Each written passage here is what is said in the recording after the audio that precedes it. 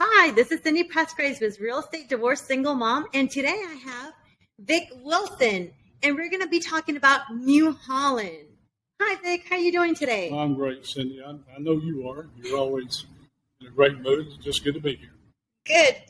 So the reason I'm bringing you here is because I want to know, like, as me as an outsider coming to New Holland, Gainesville, Holland County. I don't know the history of Gainesville. I don't know the history of New Holland. I don't know how it all started. I remember that I actually heard it from my father-in-law on how the mill started and all that, but I don't know the depths and the details of it. But I want people to get to know, like, people relocating from out of state, or even people that are growing the community, on how it all started. What are the important factors of, like, the history? Because I know that history is being lost. Packlet, who was a forerunner of Milliken Mills, had a gentleman called, his name was John Montgomery, and he was a Southern Confederate soldier, but he was also an officer. And they were building the textile mills in Spartanburg, South Carolina, and so they had a chance to come to New Holland, or in this area, to hopefully expand their industry, which is cotton mills. And so he knew he didn't have the money at the time, so he went to New England. He'd heard about a man called Seth Milliken. Seth Milliken was an aristocrat from New England, a northerner. And so Mr. Montgomery, being a Southern gentleman in the Confederate, went to the north to be an aristocrat. It just seemed kind of the irony there, but it worked. Mr. Milliken told Mr. Montgomery, if you want to build these mills, all you have to do is ask. And so he asked, and he asked for money. And the answer, I understand, was never no. So Mr. Milliken, along with his investors, and were pleased to represent Mr. Montgomery and come to Georgia, North Georgia, look at New Holland and surrounding areas, and they began building cotton mills. They built two, but not at the same time. They built New Holland in 1902 and started building the mill homes at the same time. And people from all over the North Georgia, South Carolinas, Pittsburgh, Pennsylvania, the surrounding areas heard about this industry, and they moved south. So we have kind of a situation here where, it's really a kind of a hub where people from all over the country came to hopefully start a new life. And so we have a little saying here. It's on the rock that's in front of the mill down below us. It says, New Holland, where the North and South met to restore hope. And that was right after the Civil War. In the Civil War, it extinguished 600-something thousand lives. The lifeline stopped. So they knew they had to bring something together here to put people back to work, give them hope, hopefully to give them a better way of life. And that's how it started. Wow. So so with that starting like that, then how did people start incorporating and applying to jobs if this was like something brand new? Well, people were with the industrialization or industrial situation. People knew that their times on the fields, where there was cotton or tobacco or whatever, was coming, maybe not to the end, but it was certainly limiting their jobs. So with the construction of the mill, it brought an immediate, I think, 1,200 jobs to the community. So, but they didn't have the people at that time. So they started putting out notices and running ads in the papers to bring people from the surrounding counties and around Gainesville and Hall County, but also from other states. That the cotton mill would be open in 1902. There would be chances for you not to only work here, but to live here. So when Packlet came in and built the mill, they also built the homes. And that gave them a chance to live and work. They had to rent the homes, which was, I think, just pennies at the time. But it gave them a new life, a new way to think, a new hope, a place to build families, to raise families. And so I like the expression, the mill. It took the mill to raise a village. And that's exactly what New Holland Mill did. It raised a village. And hundreds of people came here to build their families or whatever. Now, the unfortunate thing is shortly after the mill was built and it opened and the homes were built, a tornado ripped through Gainesville in 1903. It was in June, and it ripped through, and it came through the Gainesville mill area, and then it came here. Now, it didn't do too much damage to the mill itself as the 1936 tornado, which we'll probably talk about in the future. But it did destroy 70 homes. Eyewitness testimony, and it's written, it can be researched in the Gainesville paper at that time, said that the homes were lifted off the ground and they exploded in the air. Now, we're talking about from Spring Street here to Liberty Street, which is the last street closer to the village on this side. 70 homes were destroyed. I think there were like 40 people that were killed. Oh my God. And so it would have been, I guess, probably the practical thing for Packlet is just to say, okay, we're done there. But they rebuilt. They rebuilt homes. Now, at that time, there was no gymnasium where we're at today, New Holland Gym. There wasn't a church per se, but they did have a place to meet, for church services. So they built the church itself, New Holland Church here, which at the time, until 1951, served both the Methodist and the Baptist congregations. And then they built the auditorium, actual apartment building next to the church, but it was a school.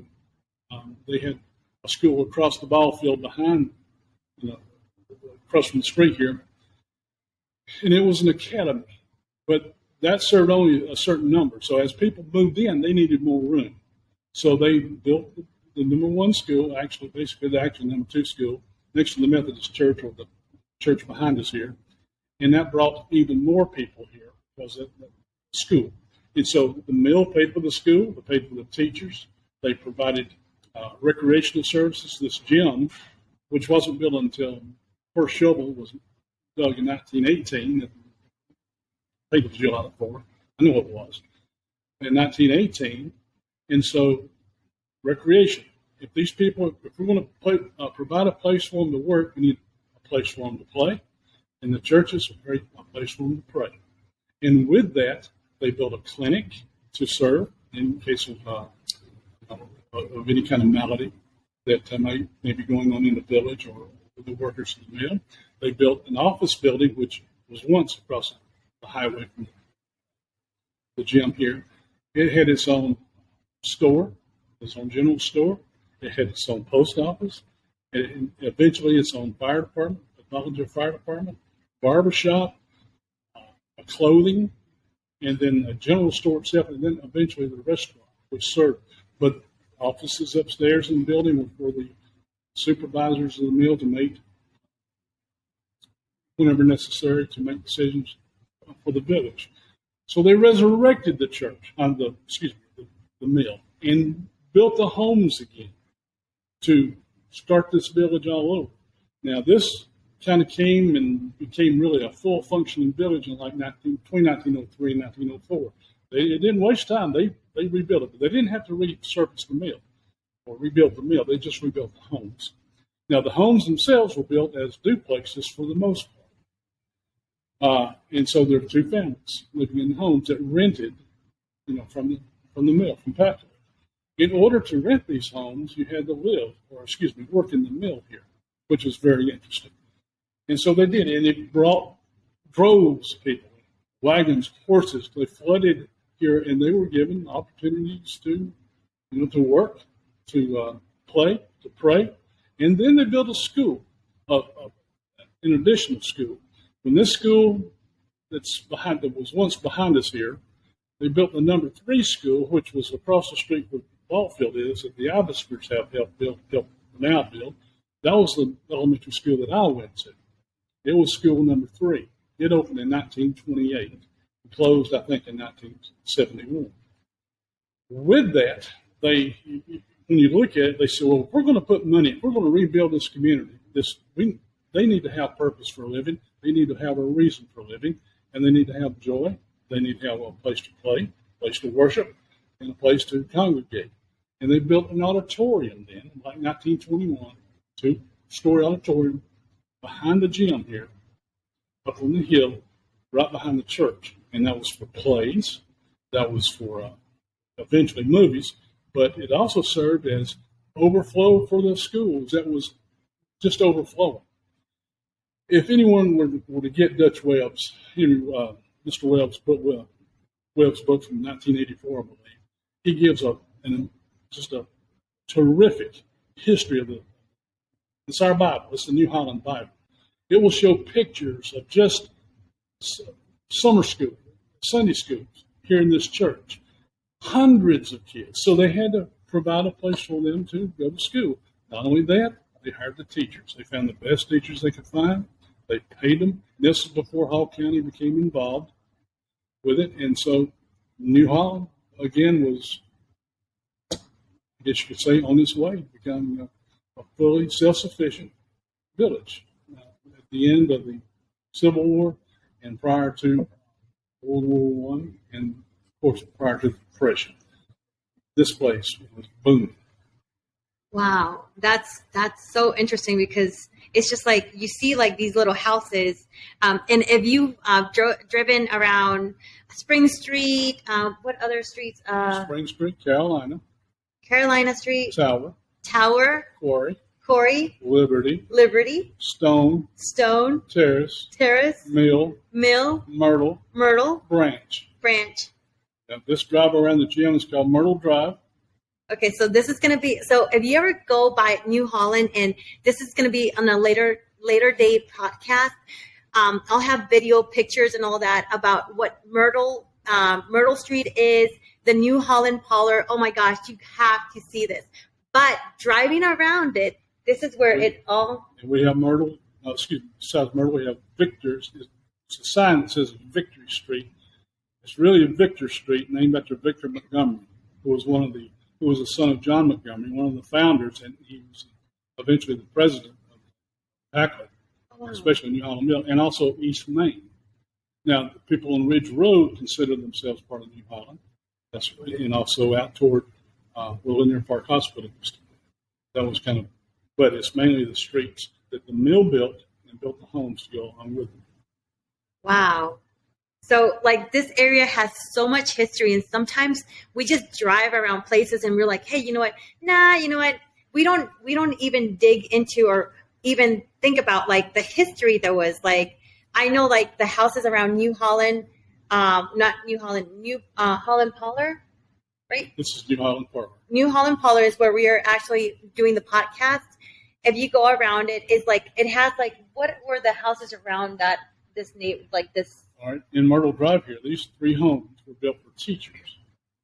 They're called the teacher cottages, and they had most of them were single ladies, whatever, but they lived together in these 3 homes on Myrtle Drive, right here, right around the gym. So then, okay, so Myrtle Drive was single teachers first, but back then teachers couldn't get married, if I'm not mistaken, or is that? Well, I'm sure that. I'm sure. Well, we're not going there. All right, not a problem. Okay, and in front of, like on the left side of the New Holland Parlor, what were those houses for? Were those also? Okay, where we're at the New Holland Parlor. At that time, it was called the men's parlor. The gym had the men's parlor on the west end and the ladies' parlor on the east end. And so we're in that gymnasium. There's a lot of people probably listening that are familiar with the gym, or the building as we call it. And then, Warner Brock has his therapy center in the main court of the basketball, which was kind of the center there. Those homes, you can look out this window here, this door here, and see the first home across the street. It has 2 chimneys. Now, 2 chimneys, it's not going to make a lot of sense, was for one family who lived in that home. They were usually supervisors. But if you go around and look at the other homes, it has 1 chimney shared by 2 families. So the supervisors were kind of favored and looked after, kind of a neat situation. Below this home here was another 2 chimney home, or I guess you could say instead of an 8-room home, it was a 6-room home. 6 room for single families, 8 room for 2 families, but it was a 2 fireplace or 2 chimney home. That was moved, and I think it was 1912 or so. I'm not sure about that. It was moved up on Highland Street to become a residence. And then that's when they built the clinic. Because Packard not only came in here and rebuilt the homes, churches, like I said before, but they also built the clinic. And they built the school and the gymnasium and the New Holland auditorium here. to serve as a full functioning community. So supervisors were kind of set apart. They had their own homes, nicer, one front door, and it went into kind of a foyer area where the other two homes have two front doors because the two families lived there. And those homes were kind of a duplexes until the middle 50s when my dad and mom was able to purchase our home. And instead of continuing to rent it, they were able to purchase it. So many people were able to buy their homes in the community at that time. And I think some people bought 2 or 3 homes before they could rent. I mean, that was capitalism. And that's, that they put their, I have to say this, that Mr. Milliken and Mr. Montgomery knew that not only God was important here, but also these people, because they were their lifeline. They worked in that mill up there. And they took care of it. So do you know, like, how was life in the mill, like working at the mill? Well, my dad spent over 40 years in the mill, and one job is a fixer in the card room on the 3rd floor. Now, he's from Chilstoy, up in North Georgia. He died at a young age, actually 68, from leukemia and emphysema, brought on by the lint and all in the mill. They're protected now, more or less, but at that time, and they knew that. My dad, he wouldn't have had it any other way. Most people I know that spent their lives working in that mill, they knew that mill provided them lives, a way of life, and not a lot of money, but we didn't need anything. We had everything. Well, I mean, we wanted a lot of stuff, but we didn't have any needs. We were provided for. Well, they spent their lives, some of them 60-something years in the mill. Some of them would work double shifts. I can't say that they loved it, but they saw that that's for their families to continue. That was necessary for them to work there, to provide for their family. And that's kind of how my dad looked at it, as did most other people who worked in the mill, men and women, and even children. It's amazing. I know that there's ledgers and there's reports of the whole family working there. Wow. And so the father got paid the most, the wife got paid second, whatever, and then the children got paid proportionately. So there were whole families at one time working in that mill. So what was the age of children that they could work or start working? The earliest I have seen, and I think I'm wrong about this, but the earliest I have seen is 8. Wow. And it was only because the parents approved it. They would kind of let that happen.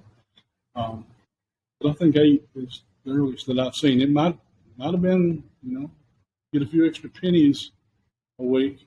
Might have been more, or might have been less, but it was usually 8.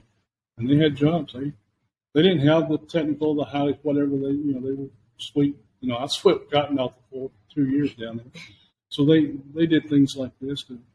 That was their home too. And that mill is still working now. It is still full functioning. Now they have, they have a lot of fiber now. Not nowhere near as many employees, and it's very nothing like it was before I went in the Navy in 1970.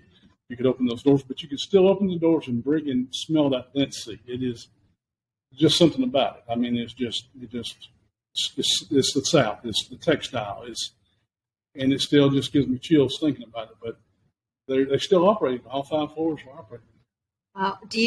Have they preserved the building, or they have changed, or is it like totally different now than it was before? Those floors are so well oiled still. They discovered that when they condemned New Holland School, say I think in 1970, and they went ahead and turned it over to the fire department of Gainesville and Hall County to burn down for practice. They discovered they couldn't burn that building. I've got pictures of it burning, but they had to go in and remove some of the structures that wouldn't burn, to bring in the wrecking ball to disassemble it. But it was well built, well maintained, and lasting, I guess, forever. Wow. Okay, so I'll probably have to contact whoever's in charge over there and see, like, hey, that would be interesting, because I've heard so many stories of the mill, but I've never personally. I don't even know if I've driven by it, or probably have, and I don't even know that that's the mill that they've always been, the famous mill that they've been talking about. Well, there's 2, Gainesville Mill on the other side of the county, It did suffer a lot of damage in that 1903. They called it a cyclone at that time. Okay. A lot of damage and death as well. And so when it came north here, it destroyed 70 homes, very little mill damage. But yeah, it's been through a lot of turmoil. A lot of packets come in and then Milliken and restore it. So who are the owners of the mill nowadays? Is it the same company or Well, the same? I don't really know. When you find out, if you get an appointment, if you get to talk to someone over there. Now, a couple of the gentlemen have been really friendly to me, but ordinarily and typically they're very private. They're a very private organization, and they maintain their privacy, and for good reason. I really don't know how to express it or discuss it here, but they protect their employees and they protect the integrity of the mill and the families that it represents. Right now, I still understand that there's some Milliken family still involved. But who's to say? I really don't know the answer to that. I'll probably have to do a little bit of research. Well, when there's some, I was on top of the mill a few years ago, took pictures, and it was like I had to have a detail to follow me around. I couldn't bring in any cameras. The only camera I brought a camera, but I couldn't use it until I got to the top of the mill. I could not take any pictures in the mill. But I'm one of these that I follow orders pretty much. I've been married for 48 years. I'm used to doing that. I was in the service, so that's okay. I respect that because they provided my family a way of life, and they provided many families a way of life. And when they first took the first shovel full of dirt for this building here in 1918, it was called the Big Barbecue, July 4th, 1918. They were celebrating two things: the groundbreaking ceremonies for the gym, and also many of our men were coming home from World War I. World War I didn't last as long as it, well, for America it didn't. So they were coming home at the end of 1918 or middle of 18, and so it was a kind of a celebration. But there's also pictures of that in Mr. Webb's book. Wow. Wonderful pictures, and it just shows a community celebrating and out and running about. Just picture from this angle to the mill and all the folks who are out there celebrating, and also a picture from the top of the mill to this before they broke ground. And it shows all the people here celebrating. July the 4th, 1918. It's just a phenomenal, I've said it many times, and people get tired of hearing me say it, but there's no one that had a better childhood than me. And I had a mother, I had a mama, but there were, there's 69 women that I can remember that they took care of you if you came to their home or in their yard. They took care of you, and of course, if you needed to pop on the whatever for discipline purposes, it was there, but also food and also hug and love. That's what I remember most about this community. Not only that, those ladies in World War II, we had 500 and something men from this village to serve in World War II. 3 ladies. A lot of those ladies, the wives, sisters, and daughters, and sons, whatever, went to the mill and took their father's place while he served this country. There's so much history. A lot of that I'm not even familiar with. You probably get those stories from your father-in-law and from others who have their side of the story. But they served while those men went to 500 and something men from this village. Just these 13 streets. Wow. Served in World War II. 17 of them didn't come home.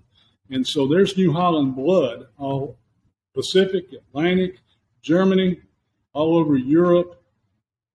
New Holland blood is all over this world. And it's just great to be able to say, I'm New Holland. It's my home. Great to be here. That's amazing. I remember my ex-father-in-law telling me about these stories, but I never never really paid that much attention because I was like, okay, the mill, but I never understood the importance of it. And sometimes we hear stories and sometimes we hear history, but we don't pay that much attention until I actually came to New Holland Pollard. That's when I met my friend Jesse, and I met Warner. He's the owner of New Holland Pollard. He owns Linear Therapy in Motion or linear motion and therapy. TI. So, and that's where I basically started getting like, wow. And once I saw this building, I was like, okay, so what's the history on this? Like, there's the bones they're amazing. I mean, you just like, you can see a little bit in the background, but we'll just do another podcast on that. But it's amazing about like, who is talking about this? How are we getting this information out there to people? How are we educating our people? You know, people are relocating from outside Gainesville. Not only that, but people from, oh, you know what, Atlanta, you know, they're moving up north now. But do we really take time to understand and learn where are we actually living in? No. And that's where I don't want this history to get lost. I care. I'm a product. Your ex-father-in-law, his mom and dad were part of the backbone of this community. I knew them personally. Fabulous, wonderful people. I don't know any of them that weren't fabulous. And they took care of their kids, but they also took care of had a lot of pride in this community, in their churches, in their schools, backing the teachers. That school at one time was the center, not the church. The school was the center of the community. It served a couple of churches, and everything happened in New Holland School. And they would have plays, and they would have dramas, and they would have. It wasn't a PTO then; it was a PTA, and it was just something that functioned for the benefit of everyone that lived and worked and went to school here. And this is what I did not know. I mean, I lived in several places and all that, but getting to know the community better, it makes you understand and appreciate things and wanting to know the history of things too, because sometimes we're like, it's just a building. No, it's not just a building. What's more about it? Like, I've learned that there was like a barber shop, the first barber shop, like there was like some of them, they're like the first business owners, women business owners. And it's just like all of those little things, little details. I mean, and I'm like, wow, I had no idea. It's like, okay, so my ex-father-in-law, he's crazy about El Sombrero.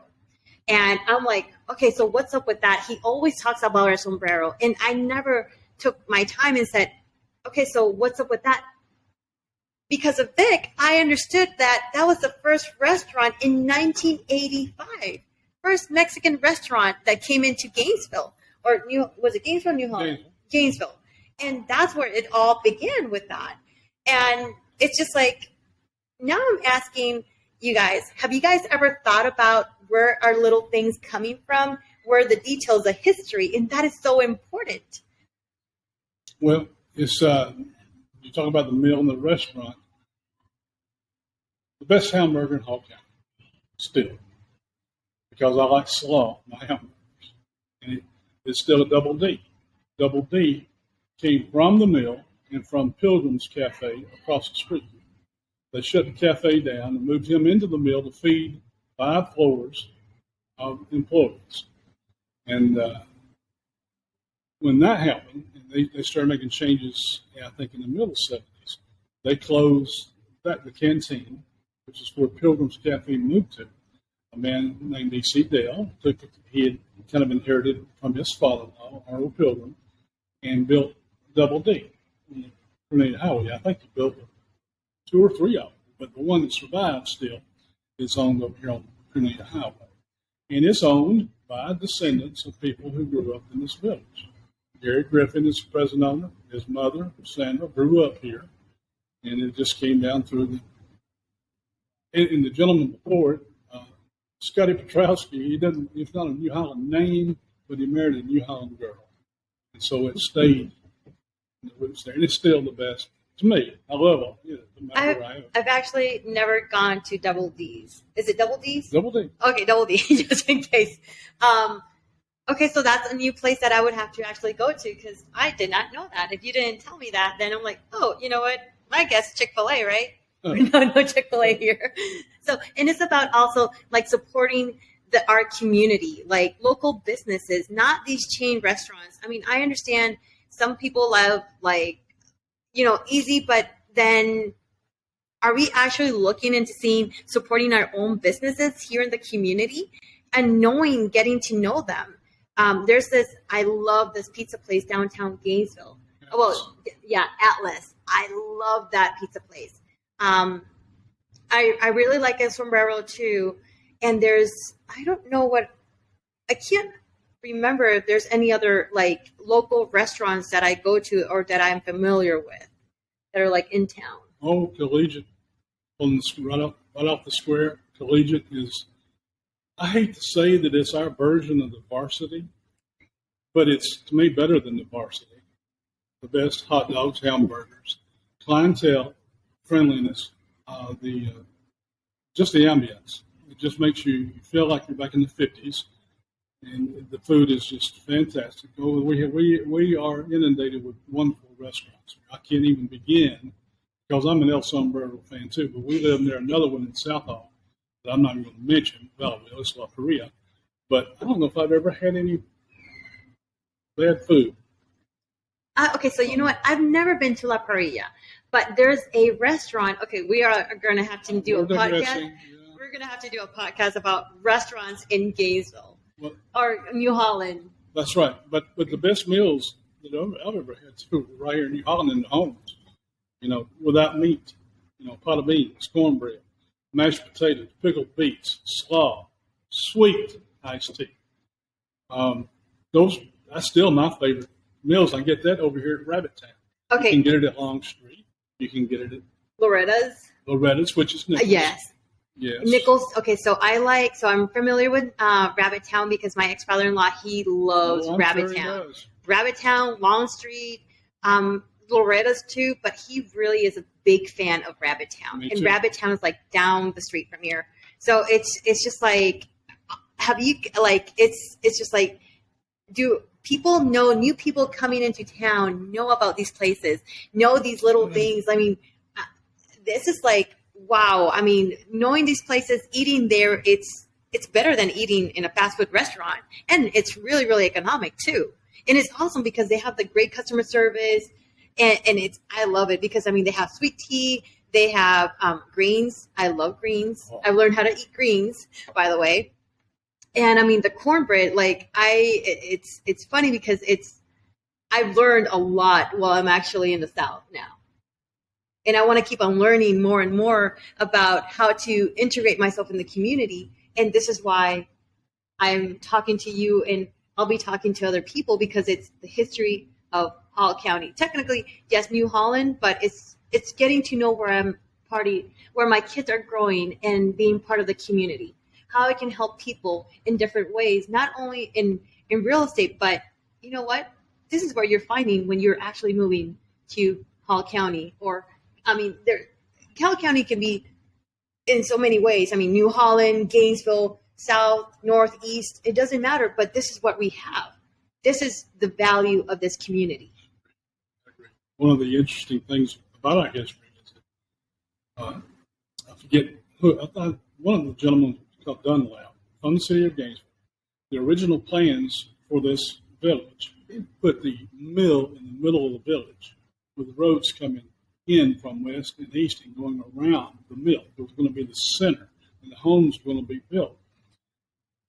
And I really don't remember how it got changed, except one of the planning committees from Gainesville got together with the gentleman from Packlet and Wood Milliken and also Mr. Montgomery, and they said, "Look, can you consider this?" And so they changed it. And what happened was, instead of having the mill, the center, everything, they said, well, there's no way to get comfortably to get the railroad in here. Because the railroad, they needed the railroad cars to bring the cotton. And it was going to be more of a problem to have to cross more streets and come through the neighborhood. So they moved the mill back. And they knew they was going to have a retention pond behind it, which took up a lot of space. Well, I think it was only just several hundred acres that they had. But that was a big decision to make. And evidently it proved to be a wise decision. And it took an assortment of people from Gainesville and also from Spartanburg to make it and change it. So I'm curious. So I know there's been a lot of changes since the 1900s, but has the hospital always been there? Or No. A gentleman, his name was Dr. I think it's Dr. Downey. That's where I was born. I was born in Downey Hospital. Let's see if I can remember where this is. Okay, you know where it was pretty close to where the Eero, the Greek restaurant place, across from Schlotsky's, down below the courthouse.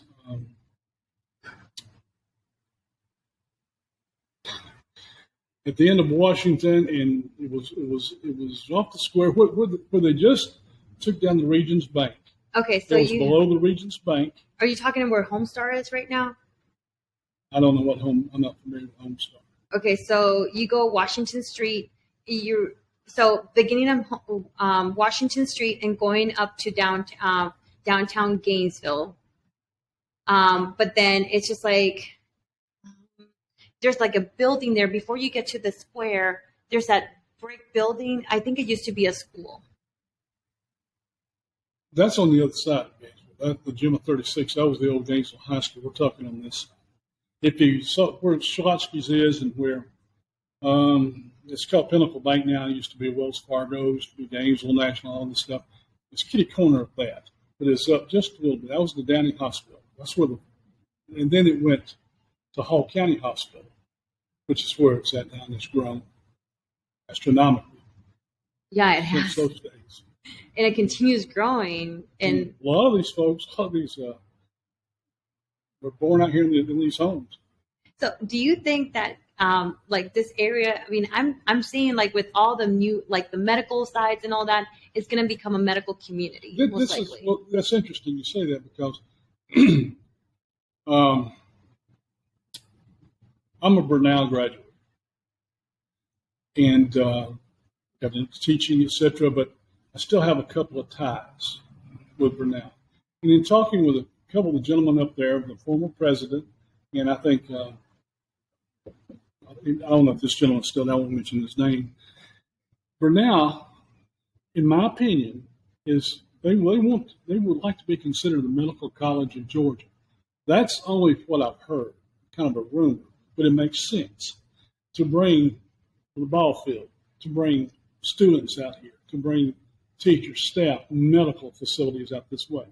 Because Burnell one time had great nursing program. I'm not too sure how that is. I think they still have a great, awesome program. They have it seems like Burnell is also growing as like the hospital's growing, the town is growing, everything else is growing, but they're actually putting so much money into the community as well. I agree, and they are. And when you have contributors like Doug K. Ivester, who believe in not only Gainesville and Hall County and New Holland, they believe in education. They believe in putting their money, putting their efforts, putting what they built into making Burnell and Gainesville and Hall County and New Holland, just a better place to come and live. Come check us out. I know that's not what this ad is here. This is something different. This is a TV show that I'm obsessed with. But yeah, it seems like it's moving this way.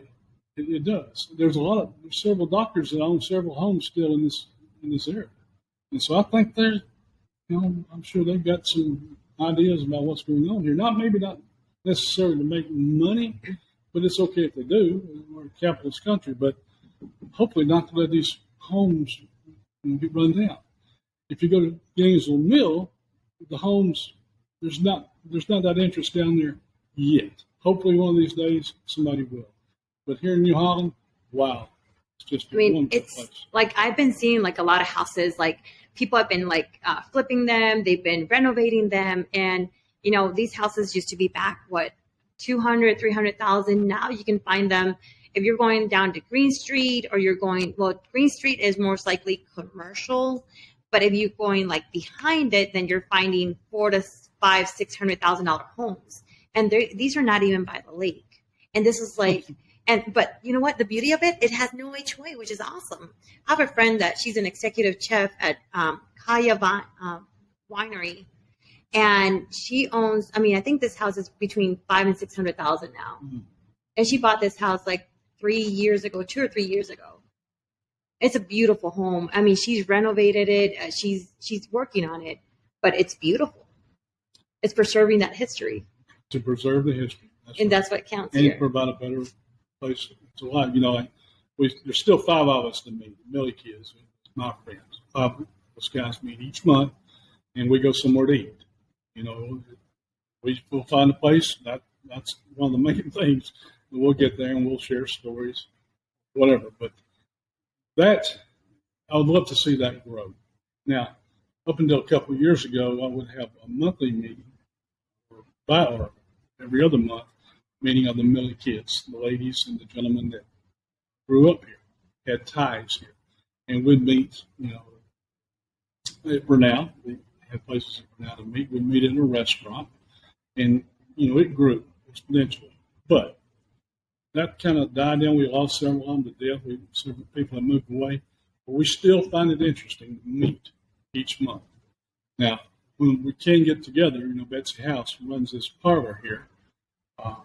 Actually, she doesn't know it, but on her husband's side of the family, they actually have ties to New Holland. She may know this, but I don't know if she does or not. We want to meet here in this parlor. This is where it all kind of began. And Warner has always been so open to us and so supportive of us that that's kind of one of our plans now. But in doing that, when they come, they haven't seen what Warner has done to this gym. They have no idea. And some of them don't like it because, you don't like it. And they're probably, if he had sold it, this place would have probably already been razed, torn down or completely modernized. And functional. What Warner has done to this property, you guys have to come and see it. Seriously. They do weddings and all that. And this would be another podcast later down the road. But it's just amazing because it's just so much history. The floors there, the original flooring to it. And, you have the original brick, but this building is amazing. There's even secret passages here. The other day, I keep on finding things. I come here all the time and it's just I keep on finding more things. And Warner was telling me the other day, hey, have you been to the bridal suite, the original one? And when I went up there, I'm like, what? There's a little hidden stairs up there. Wow, this is the original bridal suite. And it's so interesting because it actually connects to another connection. And it had was it the gym or there was a pool, 8-feet pool, I think it was.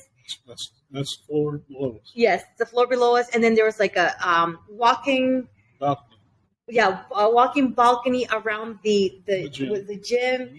And then in the therapy center, they actually have it was a basketball court, which is pretty awesome. And I was like, wow, all of this. And, I'm actually really, really happy that people like Warner and other people in this community are preserving that history and how important that is. Well, it's extremely important. This was our second home tonight. We came in here. If we had to find a loose window or whatever, we thought we were getting away with something because the gym at that time was kind of condemned, wasn't open to us as kids.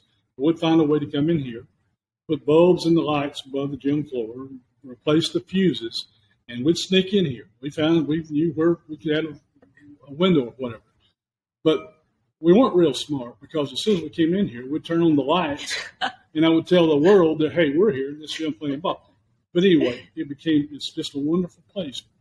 I like to drive. I know there's not a lot of people that you're not going to kind of remind me of some people in my family that some of the changes in this community haven't been well received. Well, they need to come check it out. What Frank Norton has done to this church here, he told us. He says, I'm going to buy the church because other churches couldn't come in here and function. They just weren't able to make it. Now, that's sad. But he said, I will not change the integrity of the church outside, but I'm going to change it inside. And those apartments that he has built, they're tremendous. When I see a red mailbox go in front of a home or the big star on the eave or above the roof, I know that he has bought that property. He is restoring that property. He's preserving that property. He's giving someone a place to live. Like Warner is carrying on the tradition of why this gym was built, to make people feel better, to make them feel like he does. He does care. but he wants them to feel better. Hopefully, get through some of their maladies and the ills and whatever. I'm one of them.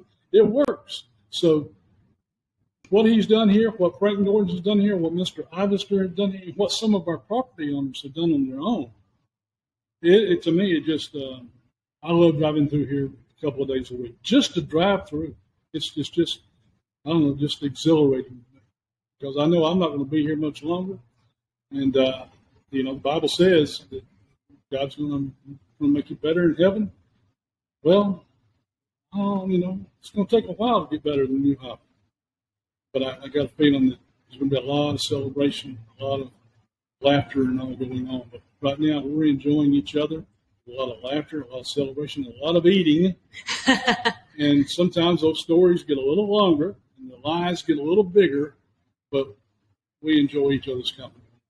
And get together. Definitely. So I would say we're going to do our next podcast. We're not sure what we're going to do about it, but it's going to be next week. So this is going to be probably an ongoing weekly thing. And I hope you guys like this. Thank you, Vic, for coming with me and starting this amazing history of the town of Hall County. I'm seeing you, Holland. And this is Cindy Presgraves with Real Estate Divorce Single Mom. And till next week, have a nice